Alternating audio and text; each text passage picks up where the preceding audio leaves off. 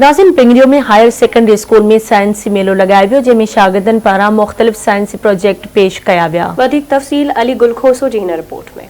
पिंगरियो जे higher secondary school में उस्तादनि ऐं शागिर्दनि तरफ़ां साइंसी मेलो लगायो वियो, जंहिंमें स्कूली शागिर्दनि साइंस जा मुख़्तलिफ़ तजुर्बाती प्रोजेक्ट ठाहे स्टॉल लगाया, जिते स्कूल जे 6 क्लास खां 12 क्लास जे शागिर्दनि हिस्सो वरितो। उन मौके ते शागिर्दनि पंहिंजे ठाहियल मॉडल्स ऐं प्रोजेक्ट्स जे बारे में ईंदड़ ॿियनि स्कूली शागिर्दनि ऐं उस्तादनि खे प्रेज़ेंटेशन ॾेई हैरान करे छॾियो। ही जेको तव्हांजे साम्हूं असां हिकिड़ो काज रचायो आहे साइंस एग्ज़िबिशन, इन में असांजे उस्तादनि ॿारनि जी तमामु घणी कंट्रीब्यूशन आहे।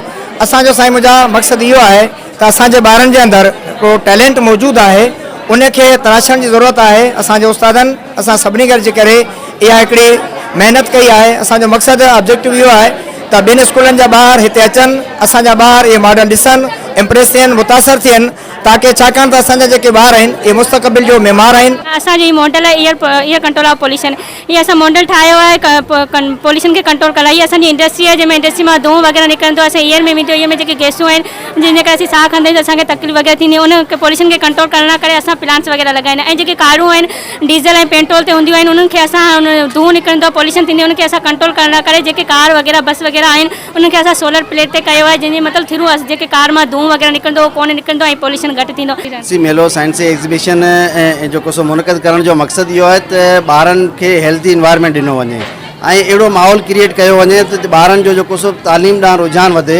ऐं हीअ असांजा जेके से हेल्दी इन्वायरमेंट अहिड़ा सेमिनार या अहिड़ा जेके से एग्ज़िबिशन स्कूलनि में मुनक़द थींदा रहंदा आहिनि। Student of class first year B and I am from Malkani.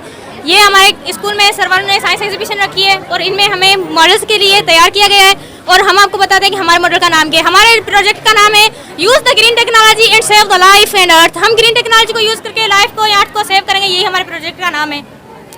जैसा कि हमारी सोसाइटी के अंदर बहुत सारी प्रॉब्लम्स हैं, बहुत सारे इशूज़ हैं, हमने उन सारे इशूज़ को देखा है और उसके बाद हमने ग्रीन टेक्नोलॉजी में से ग्रीन केमिस्ट्री को चूज़ किया और अब हम उसी को यूज़ करेंगे, ये सारी चीज़ें खत्म करने की कोशिश करेंगे। पिंगरियो जहिड़े पसमानदा इलाइक़े में अहिड़ा मॉडल्स ऐं तजुर्बा कराइण सां ई ॿाहिरि जे शागिर्दनि जो ज़हनी शोर वधे थो। कैमरामैन सां गॾु अली गुलखोसो, आवाज़ TV न्यूज़, पिंगरियो।